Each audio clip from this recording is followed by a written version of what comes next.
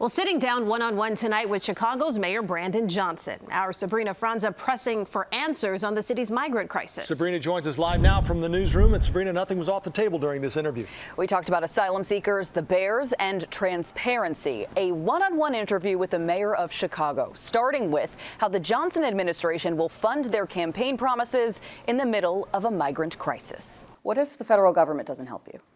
Well, clearly they haven't thus far. But is that sustainable? Because you've said it isn't sustainable. Well, I think you've answered it. No, it's not sustainable. The Congress does have to act. And if they do not act, this is going to continue to cause the type of chaos that the governor of Texas wants to do. But we're running out of space. So where are these people going to go? 27 shelters is what I've built. And they're all full. And we have provided education, health care for these families.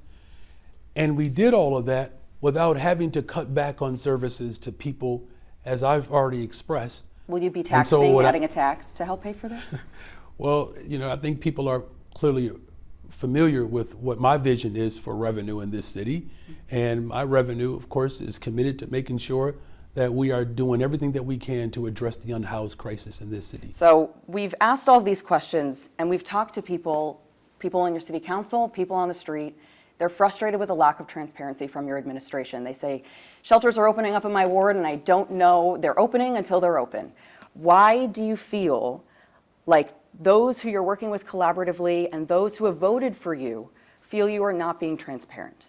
If people believe that there's more information that's available, then they're looking for nothing. Because I've been absolutely clear about this mission. There is a weekly session with alders who have helped us with this crisis. But why do you feel like they don't think you're transparent? What is it that you believe that I'm leaving out? I'm reiterating what our reporting has shown and what voters have told us in the street. So I hope you're not blaming the media. No, first of all, I never said that. I just asked a simple question. Now, what I'm also taking away from all of this is that there is a great deal of fear and trepidation, and that's being caused by the governor of Texas. Is there anything you want voters to know that we haven't talked about today?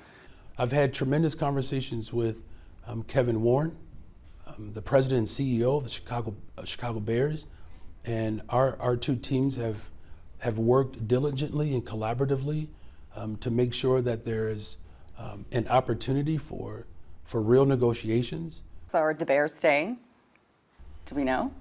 Well, I'm certainly working hard to make sure that the story of Chicago is intact, and the Chicago Bears are a part of that story.